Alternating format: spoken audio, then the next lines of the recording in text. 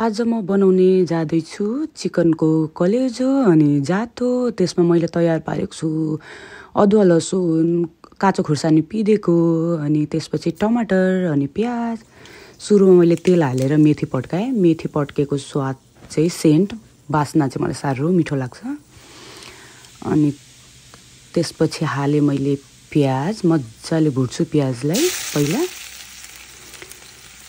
अनि तेलमा प्याज मजाले भुटिसकेपछि नुन, अनि त्यसपछि हाल्छु म बेसार,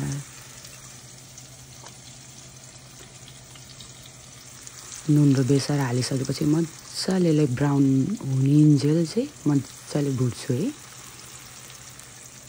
मजाले भुट्यो अब यसलाई रातो हुने गरी कराईमा भुट्नुपर्छ। अनि यत्तिको हुँदा चाहिँ म प्याजलाई निकाल्छु, किनकि त्यो चिकन मजाले पड्किँदैन, कराई टाँसिन्छ भनेर मैले निकालेँ। अनि त्यही तेलमा मैले हालेँ चिकनको कलेजो र जातो। अब यसलाई मजाले भुट्छु म, रातो हुने गरी भुट्नुपर्छ। अनि मिठो हुन्छ, गनाउँदैन पनि, किनकि मैले यो उमालेको छुइनँ। कतिले चाहिँ जातो कहिले उमाल्नुहुन्छ अनि काट्नुहुन्छ, मैले चाहिँ डाइरेक्ट कराईमा हालेँ। तर त्यसको लागि चाहिँ म चाहिँ मजाले यसलाई भुट्छु, रातो बनाएर भुट्छु।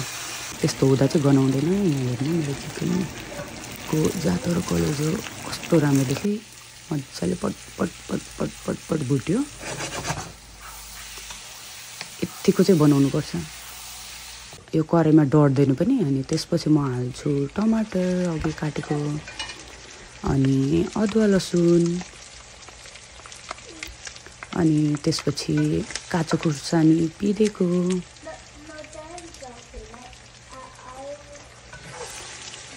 अनि अघि निकालेको मैले प्याज भुटेर त्यो पनि हाल्छु, मिसाउँछु यसमा।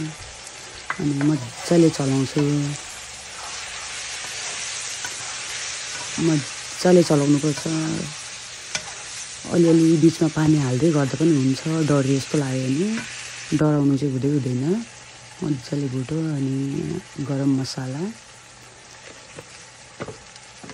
अनि त्यसपछि जिरा, अनि हाल्छु म कश्मिरी मिर्च,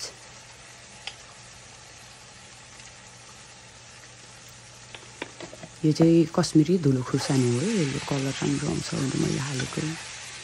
अनि मजाले चलाउँछु। अब हेर्नु त मेरो चिकन गिजर रेडी भयो, कस्तो मिठो देखियो।